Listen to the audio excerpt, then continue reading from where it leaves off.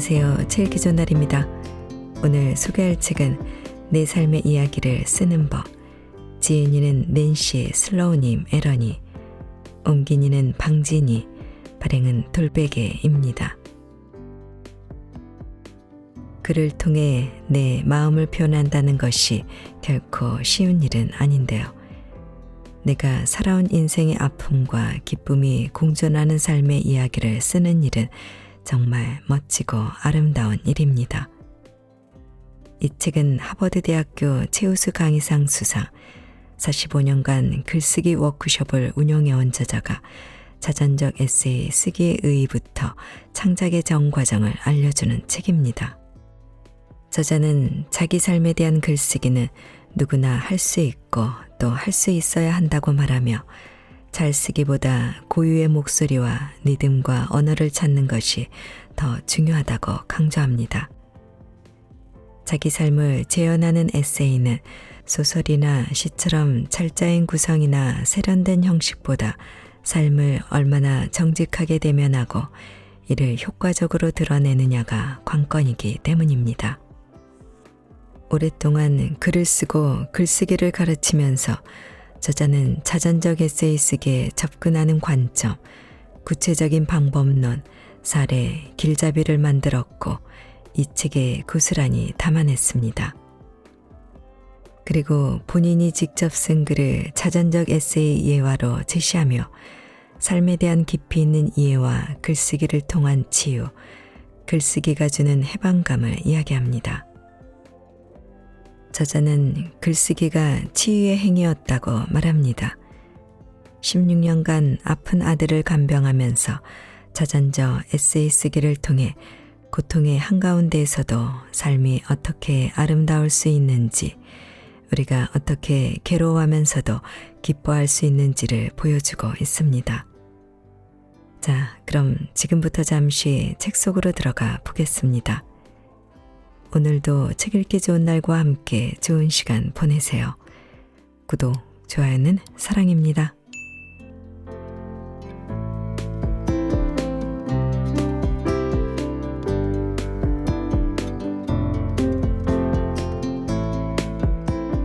누구에게나 자신만의 이야기가 있다.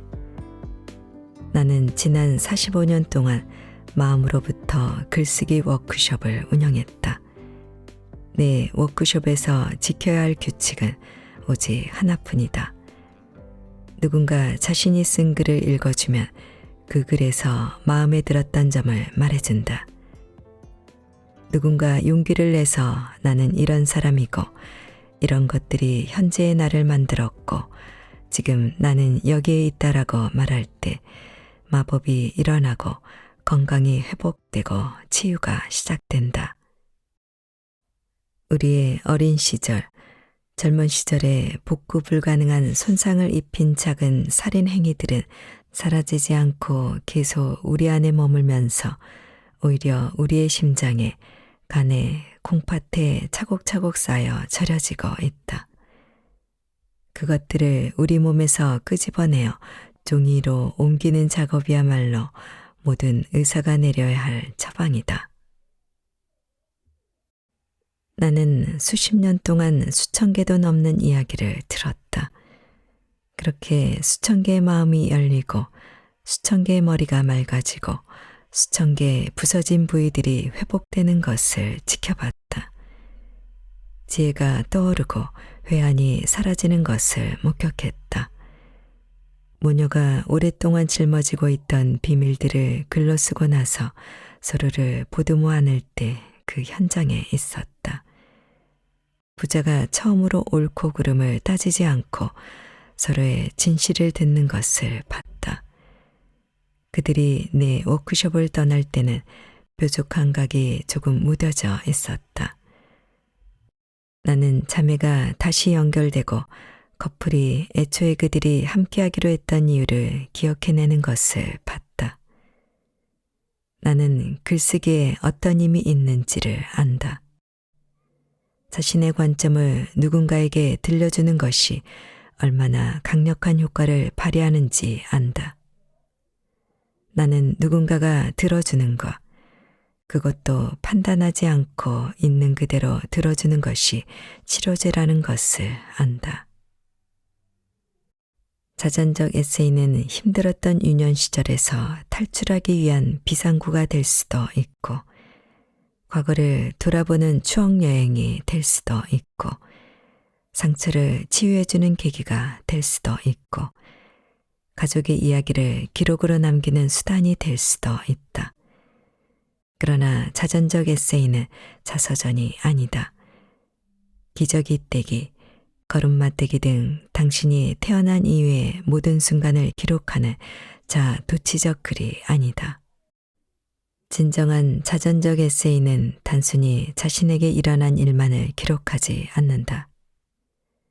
그 일이 왜 일어났는지가 중요하다. 왜라는 질문을 파고들 때 당신의 이야기는 보편성을 얻는다. 그것이 우리가 자전적 에세이를 읽는 이유이기도 하다.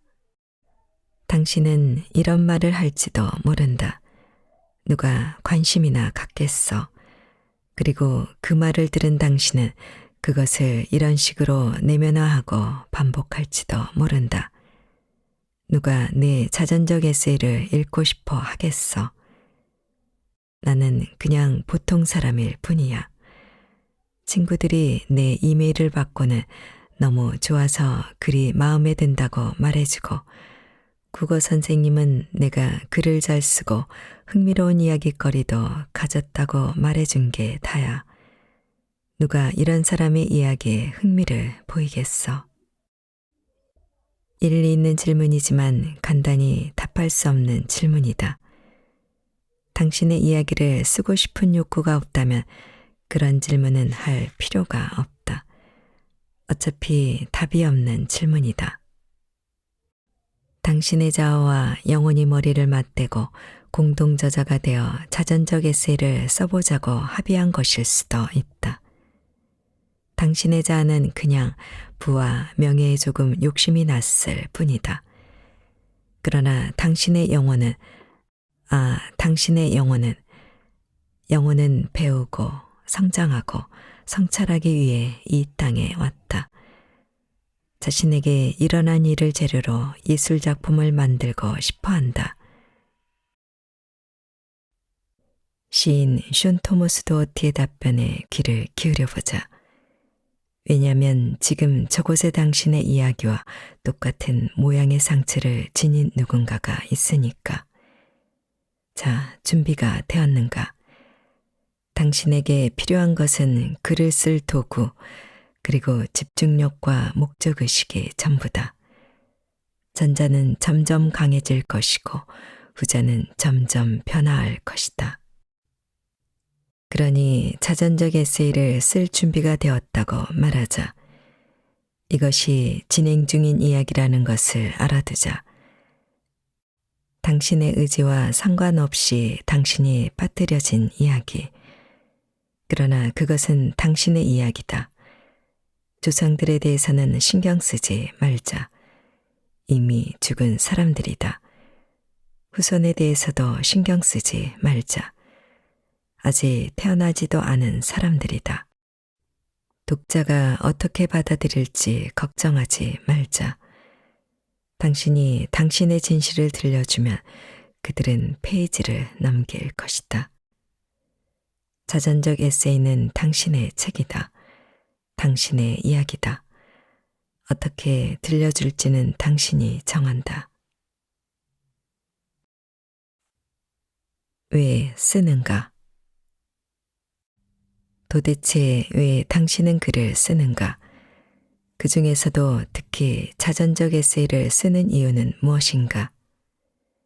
내가 이 글을 쓰는 현재 아직 출간되지 않은 자전적 에세이를 쓴 이유는 다음과 같다.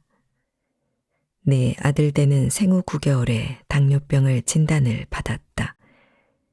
의사들도 그렇게 어린 당뇨병 환자는 처음이었기에 전혀 도움이 되지 않았다. 그러다 22살이 되던 해 대는 다발성 경화증을 진단을 받았고 38살이 되던 해 죽었다. 우리 부부가 댄을 돌봤던 16년 동안 나한테 꼭 필요했던, 내가 원했던 책은 이 세상에 존재하지 않았다. 나는 또한 내가 아들에게 무슨 짓을 하고 있는지를 직시하기 위해 자전적 에세이를 썼다. 자전적 에세이를 쓰면서 나는 아들을 지극정성으로 돌보는 것이 규칙을 바꿔서 아들의 삶을 더 수월하게 만드는 것이 오히려 모든 면에서 아들의 신체적 결함을 강조하는 결과를 낳았고, 그래서 아들의 병이 아니라 내가 아들을 불구로 만들고 있다는 사실을 이해할 수 있었다. 아픈 아들을 돌보는 경험에 대해 쓰는 행위를 통해 비로소 현실을 제대로 볼 수 있었다. 그런 현실 자각이 하루아침에 이루어진 것은 아니다. 그리고 쓰라린 현실 자각이 실질적인 변화로 이어지기까지의 여정 또한 길었다. 1977년 데니 6살이었을 때 나는 람다스의 대표적인 히피 철학서 지금 여기에 있어라를 읽었고, 이후 내 삶은 전통적인 경로에서 이탈했다. 나는 운전할 때 람다스의 오디오북을 듣기 시작했고, 그의 책을 모조리 사들여서 밑줄을 그어가며 읽어댔다. 뭔가에 홀린 사람처럼 말이다. 실제로도 완전히 홀렸다. 무건수행과 명상수행 워크숍에 참가하기 시작했다. 내 마음이 열리는 것이 느껴졌다. 내 머리는 기존 패러다임과 씨름하면서 모든 것에 의문을 제기하고 모든 것을 받아들였다. 되돌아보면 나는 앞으로 다가올 쓰나미에 대비한 훈련을 했던 것 같다. 그리고 때마침 스승을 찾은 것이다. 람다스는 이런 말들을 했다. 그냥 현상들이 일어나고 있는 것뿐이며 모든 것이 완벽하게 펼쳐지고 있는 것이다. 좋은 것은 없다. 나쁜 것도 없다. 그냥 그런 것이다. 판단하고 이름을 붙이는 행위가 고통을 낳는다. 내 아들의 여정은 우리 모두에게 험난한 길이었지만 처음으로 나는 정신적 깨달음을 얻었다. 그 상황이 고통스럽지 않았다는 것은 아니다. 그러나 적어도 그 고통의 의미가 부여되었다. 나는 내 삶에 우연은 없다는 사실을 깨달았다. 모든 것이 내 영혼의 성장과 관련이 있었다. 영혼의 성장 같은 것이 존재한다는 것을 그 누가 알았겠는가? 삶의 운명 따위는 없었다. 끊임없이 변화하는 환경에 대해 어떻게 반응할지 내가 선택했고, 그 선택들이 내 삶이 되었다.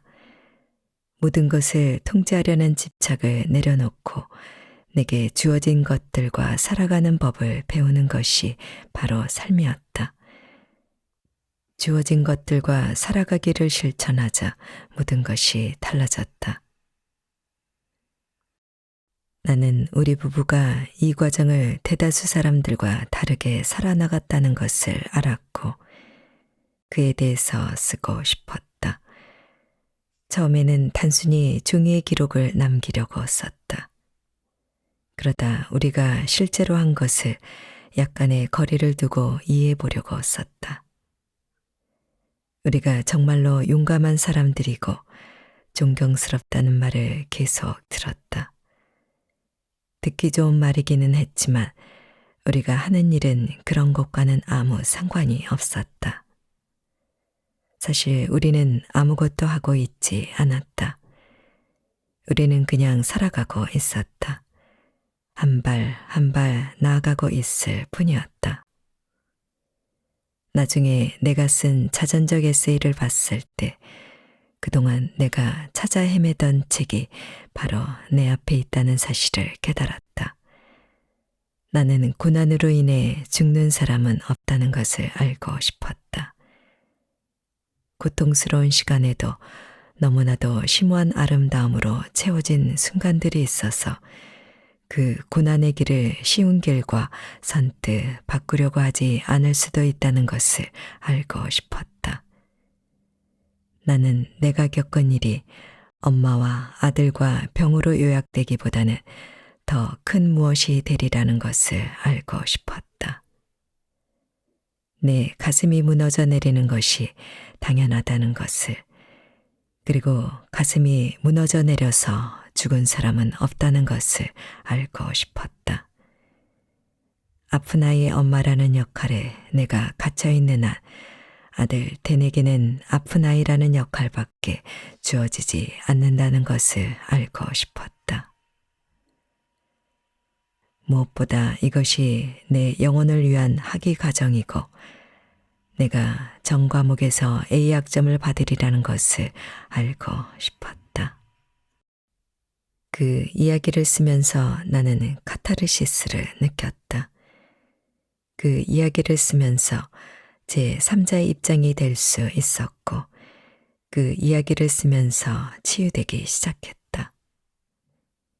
그 이야기를 쓰면서 나는 내게 주어진 것을 부정하고 거부했다면 그 순간을 온전하게 살아나가는데 필요한 에너지를 엉뚱한 데 낭비했으리라는 것을 알게 되었다. 그 이야기를 쓰면서 내게 일어난 일을 다른 무언가로, 아름답고 은혜로 충만한 무언가로 바꿀 수 있다는 것을 알게 되었다. 그러나 그 이야기가 은혜로 바뀌려면 먼저 깊은 슬픔을 느껴야 한다는 것도 알게 되었다. 고통스러운 부분을 건너뛸 수는 없었다. 그러니 몇 가지 질문을 하겠다. 당신은 왜 자전적 에세이를 쓰려고 하는가? 당신의 몸과 마음에서 그 이야기를 꺼내서 종이에 옮기고 싶어서 쓰는가? 그 이야기를 아무도 읽지 않더라도 괜찮은가? 스스로를 치유하기 위해 자전적 에세이를 쓰는가? 그리고 아니면 다른 사람에게 도움을 주고 싶어서 자전적 에세이를 쓰는가? 물론 저자 사인에 입고 갈 옷을 고르게 된다면 매우 신날 것이다. 당신이 얼마나 훌륭한 사람인지 당신 아버지가 마침내 인정할 것이고 당신을 차버린 그때 그 남자가 땅을 치며 후회할 것이다. 왜냐하면 당신은 이미 베스트셀러 작가이고 NPR의 당신 인터뷰가 벌써 3번이나 방송되었으니 말이다. 그리고 아니면 당신의 아이들과 손주들에게 당신이 어떤 사람이었는지를 알려주고 싶어서 쓰는가? 그리고 그냥 쓰는 행위 자체가 지닌 강력한 힘을 믿으니까. 내가 자전적 에세이를 쓰면서 스스로에게 던진 질문은 우리는 어떻게 그렇게 웃으면서 또 거의 동시에 울 수 있었을까 였다. 자전적 에세이를 쓰면서 나는 그 질문을 비롯해 내가 스스로에게 던진 모든 질문에 대한 답을 얻을 수 있었다. 당신 책의 책날개에 들어갈 글을 써보자. 책장, 당신의 책장이어도 좋고 도서관의 책장도 좋다. 로 가서 책 몇 권을 뽑은 다음 책날개에 실린 글을 읽어보자. 자, 이제 당신이 편집자가 되었다고 가정하고 당신의 자전적 에세이 책날개에 들어갈 글을 써보자. 그러면 당신이 써야만 할 것 같은 수천 가지 이야기를 줄여나갈 수 있다. 지금 쓰는 책날개 글의 내용에 얽매일 필요는 없다. 그러나 자전적 에세이를 쓰기 시작하는 데는 도움이 될 것이다. 언제나 시작이 어렵다. 무한한 가능성을 지닌 백지에 압도당해서 당신의 삶을 좁은 깔때기 속으로 우겨 넣으려고 애쓰게 된다. 그러나 이제 당신에게는 당신의 삶을 담을 적당한 그릇이 생겼다. 불확실성. 노마 역사가 타키투스는 이렇게 말했다. 안전에 대한 욕구는 모든 위대하고 숭고한 과업을 가로막는 장벽이다. 당신의 자전적 에세이는 위대하고 숭고한 과업이다. 그러나 자전적 에세이를 제대로 완성하겠다는 당신의 꿈이 실현된다는 보장은 없다. 당신은 위험을 감수하는 사람인가 아닌가? 자전적 에세이를 쓴다고 당신이 잃을 것이 뭐가 있는가? 삶으로 다시 떠오르게 해서 에크하르트 톨레는 이렇게 말했다. 불확실성에 편안해지면 당신 삶에 무한한 가능성이 열린다. 불확실성이야말로 마법이 일어나는 곳이다. 받아들일 수 없는 불확실성은 두려움이 된다. 온전히 받아들인 불확실성은 더 강한 활력, 더 예리한 감각, 더 큰 창의성이 된다. 창의성은 당신이 얻거나 갖는 것이 아니다. 당신 자신이 창의성이다. 당신에게는 선택권이 없다. 당신에게 주어진 선택지는 당신을 꼼짝 못하게 만드는 두려움 또는 무한한 가능성, 이 두 가지뿐이다. 현재 당신에게 주어진 선택지들을 나열해보라. 두려움에서 비롯된 선택지들은 지우라. 예컨대 지금 하는 일을 그만두고 생계 유지 자체가 불확실한 음악 활동에 전념해야 할까? 아니면 안정된 직장에 머물면서 은퇴 자금을 마련해야 할까? 와 같은 선택지는 제외하라. 당신 삶의 맨 처음으로 돌아가서 시작하지 않아도 된다. 시간 순서는 중요하지 않다. 처음에 내가 태어났다. 그 다음에 어머니는, 그 다음에 아버지는, 그 다음에 나는 유치원에 들어갔고, 그 다음에 동생이 태어났고, 그러자 지옥문이 열렸다. 내가 겪은 지옥 이야기를 모조리 들려주겠다. 그렇게 독자에게 지옥문이 열린다. 도입부로 삼고 싶은 처음들이 많을 것이다. 당신 이야기에 딱 맞는 처음을 찾는 것이 관건이다. 독자를 사로잡을 수 있는 처음이어야 한다.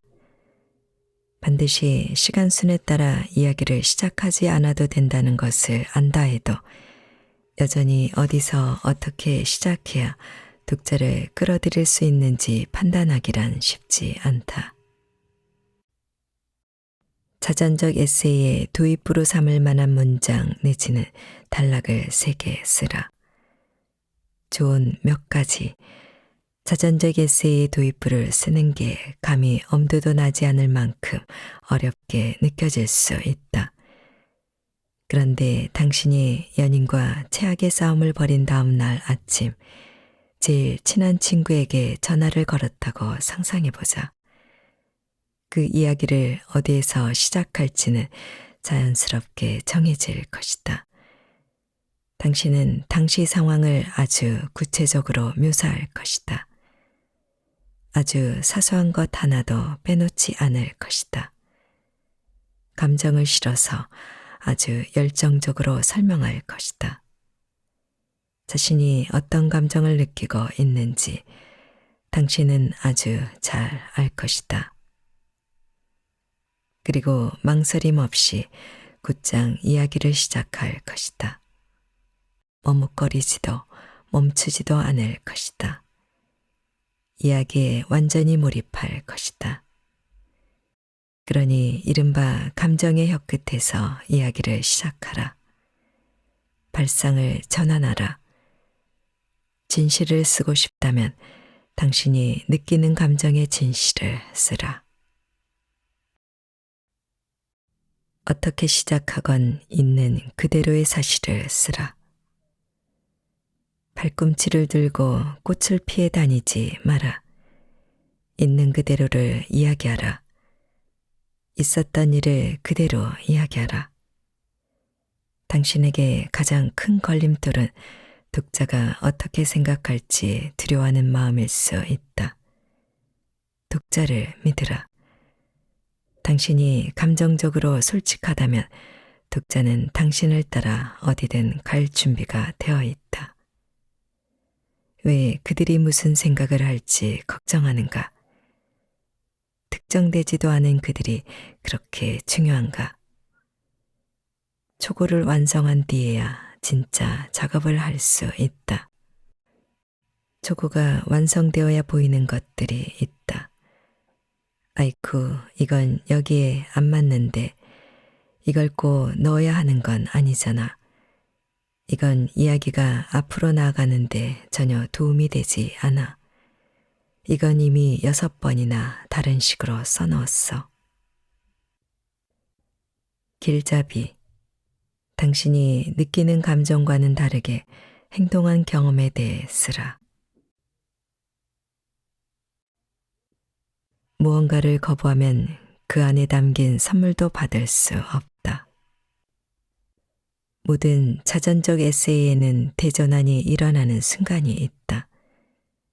그리고 그 순간이 스토리텔링에서 아주 중요한 역할을 한다.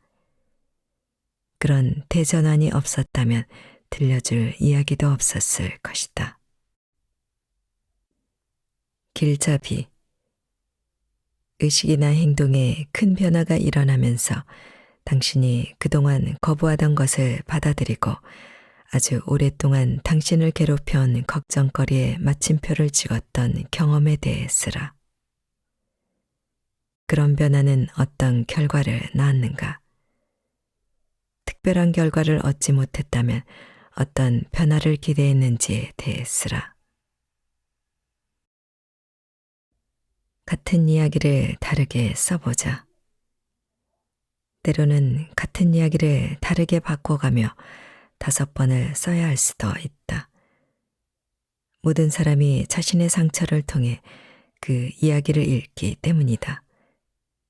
교육자들이 남들과 다르게 학습하는 아이들을 어떻게 가르쳐야 하는지 연구하듯 당신도 남들과 다르게 학습하는 독자들을 위해 어떻게 글을 써야 하는지 연구해야 한다. 그리고 아마도 운이 좋다면 다르게 바꿔 쓰는 과정에서 당신 자신의 관점도 바뀔 수 있다. 생각 하나, 핵심 주제 하나, 견해 하나를 다르게 바꿔가며 5번씩 다시 쓰라. 뭔가 달라지는 것이 있는지 보자. 일단 당신이 달라질 것이다. 독자가 책을 읽을 때 당신은 그 자리에 함께 있지 않다. 명심하자. 비 오는 날 독자가 난로에 불을 피우고 폭신한 소파에 파묻혀 직접 그린 애플 사이다 한 잔을 비웠을 때 당신은 그곳에 없을 것이다. 독자는 자신이 읽고 있는 장면에서 어떤 냄새가 났는지 알 수 없다. 당신이 정확한 단어로 묘사해줘야만 알 수 있다. 이불색이 파란색이라고 묘사해야 비로소 독자는 그 색을 볼 수 있다. 독자가 당신이 묘사하는 대상을 최대한 많은 감각을 통해 느낄 수 있도록 생생하게 글을 써보자. 통찰. 통찰을 얻었다면 무심히 넘기지 말자. 찰나의 광명, 완벽한 각성을 선사받은 것이니까. 그것은 상상의 산물이 아니다. 제3의 눈이 0.0001초 동안 열린 것이다. 당신 머리가 어떻게 된 것이 아니다. 그 통찰은 신성한 지혜라는 선물이다. 그 귀중한 기회를 흘려보내지 말자. 의심하지도 말자. 왜 하필 내게, 하고 의문을 품지 말고 내 아들 댄처럼 내가 아니어야 할 이유가 있나 라고 생각하자. 그리고 그 통찰을 꼭 붙들고서 곧장 글을 쓰자. 그러지 않으면 휘발되어 버릴 테니까. 그 당시에는 너무나 심오한 통찰이어서 이런 걸 잊을 리가 있겠어 라고 생각하겠지만 내 말을 명심하라. 그런 것조차도 잊어버리는 것이 사람이다. 왜 글을 쓰는가? 왜 다른 사람들에게도 글을 쓰라고 권하는가 같은 질문을 자주 받는다. 내가 글을 쓰는 이유는 내가 무슨 생각을 하고 어떤 감정을 느끼고 어디에서 막혀서 앞으로 나아가지 못하는지를 알기 위해서다. 게다가 운이 좋으면 새로운 통찰을 얻어서 지유의 길로 나아갈 수도 있다. 때로는 무언가가 부서질 때 우리의 이야기가 시작된다. 삶은 결코 아무도 모르게 흐르지 않는다. 삶이 파도처럼 밀려왔다 쓸려간다.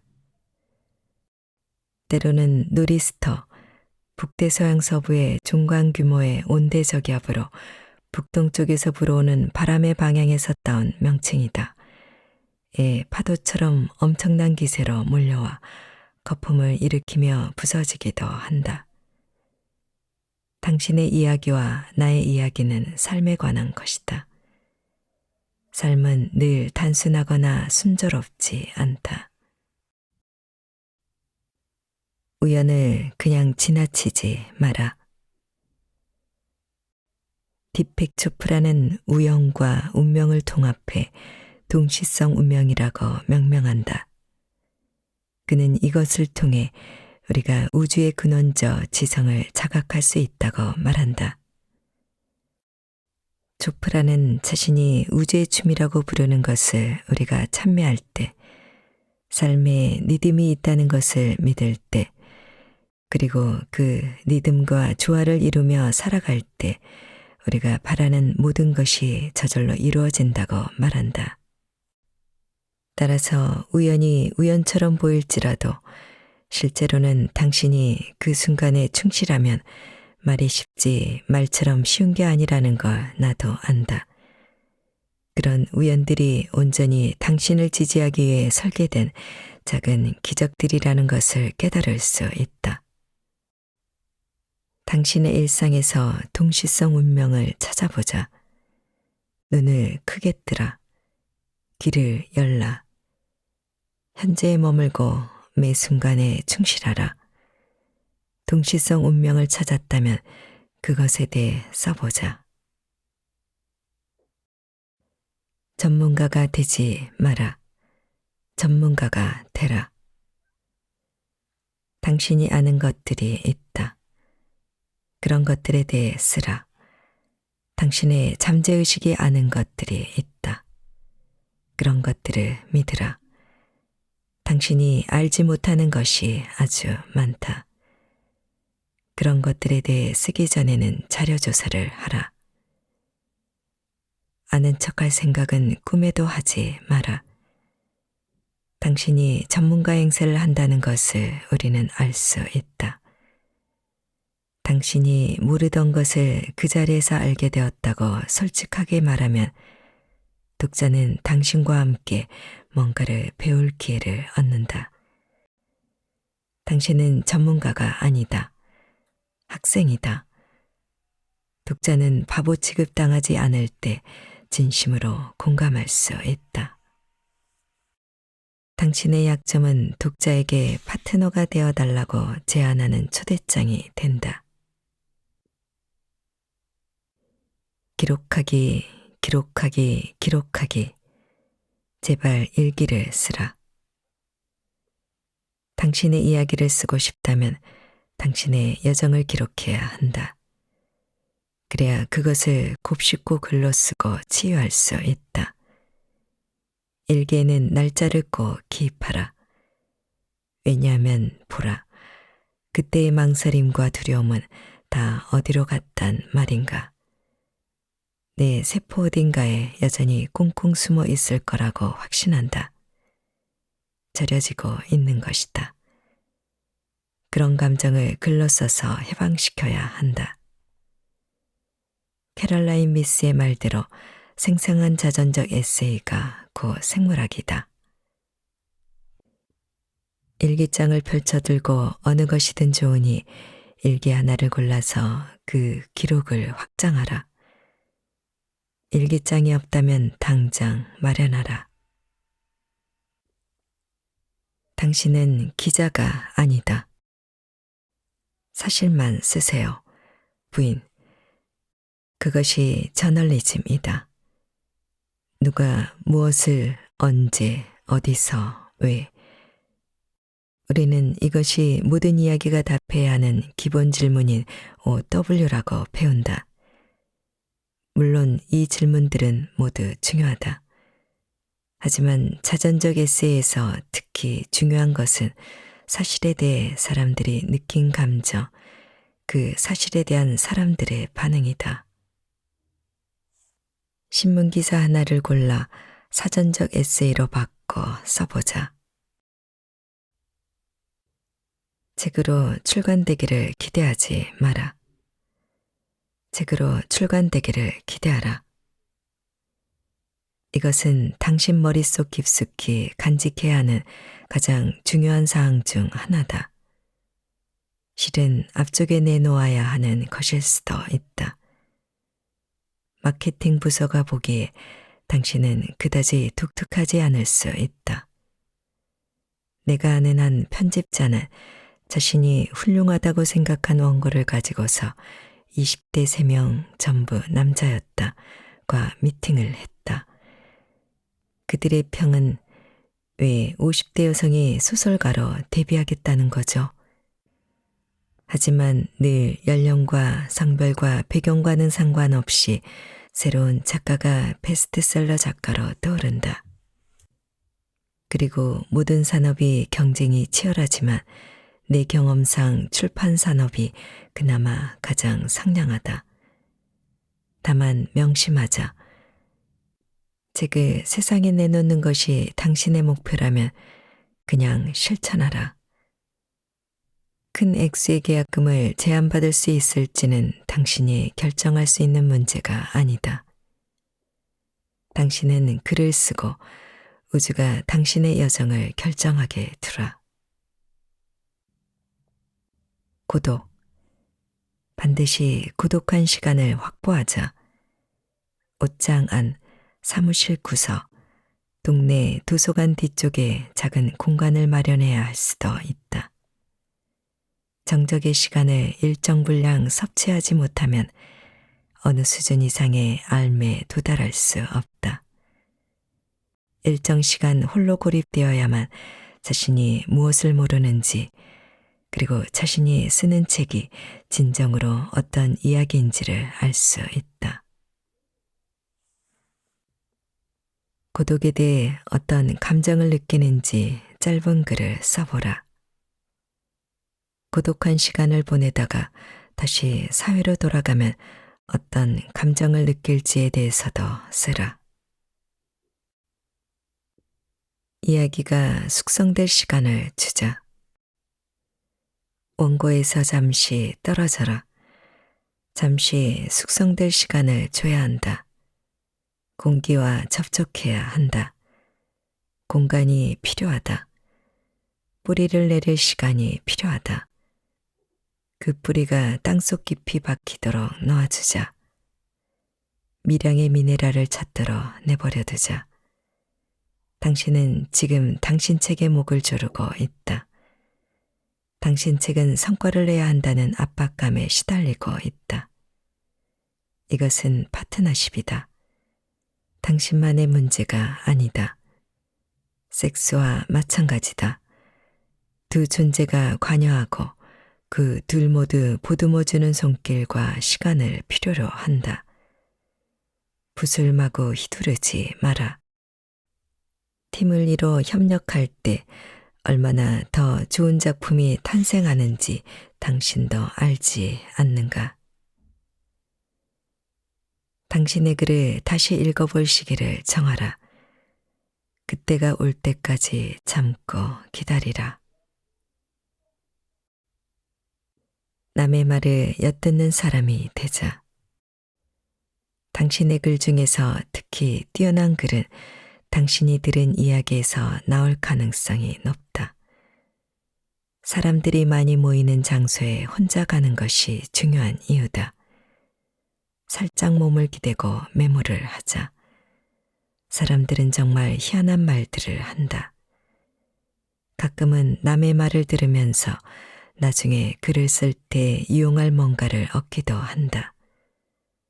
나도 내가 들은 대화를 거의 그대로 인용해 글을 썼고 지금도 그 글을 아낀다. 다른 무엇보다 나의 치부를 드러내는 것이 우선이다. 우리는 화자에게 호감을 느끼고 싶어 한다. 감정이입을 하고 동정심을 느끼고 싶어 한다. 글쓴이가 신뢰할 만한 사람이라고 믿고 싶어 한다. 우리는 당신에게 공감하고 싶어 한다. 우리는 당신과 공통점을 느끼고 싶어 한다. 그러니 치부를 드러내라. 당신이 감정적으로 솔직하게 다 드러내도 독자는 당신이 미쳤다고 생각하지 않을 것이다. 당신의 경험이 우리의 경험과 완전히 다르다고 해도 말이다. 더군다나 세부 사항은 다를 수밖에 없으며 우리의 이야기가 다르다 해도 우리의 동질성은 변함없지 않은가. 우리는 누구나 사랑받고 싶어 한다. 우리는 누구나 안기고 싶어 한다. 우리는 누구나 우리의 이야기를 누군가가 들어주길 바란다. 당신의 독자는 당신이 감정과 치부를 있는 그대로 드러내도 당신이 미쳤다고 생각하지 않을 것이다. 우리는 당신이 좋은 사람이길 바란다. 만약 당신이 좋은 사람이 아니라면 픽션을 쓰라. 그냥 일기를 전부 모아서 책으로 내면 안 되나요? 시도는 좋았어요, 배짱이 씨. 일기와 자전적 서사는 뭐가 다를까? 후자에는 내면의 변화 과정과 당신이 배운 교훈이 담겨 있다는 점에서 다르다. 당신은 어떤 과정을 거쳐 거기에서 여기까지 왔는가? 당신은 현재 어디에 있는가? 일기는 보통 무슨 일이 있었는지를 기록한다. 서사는 당신이 그 일에서 무엇을 배웠는지를 서술한다. 예상치 못한 장소에 떨어졌다가 어떻게 지금 이곳까지 오게 되었는가. 그런 변화의 과정을 우리에게 보여줘야 한다. 물론 일기를 참고해 세부적인 내용을 채우고 아이디어를 얻을 수 있다. 그런 사적인 기록을 재료 삼아 더 높은 차원의 결과물을 만들라. 일기의 개인적인 기록을 자전적 에세이로 승화시켜라. 일기장을 펼치라. 문장 하나를 선택해 이를 첫 문장 삼아 글을 쓰라. 일기장이 없다면 아무 문장이나 지어내라. 그리고 그 문장으로 글을 쓰라.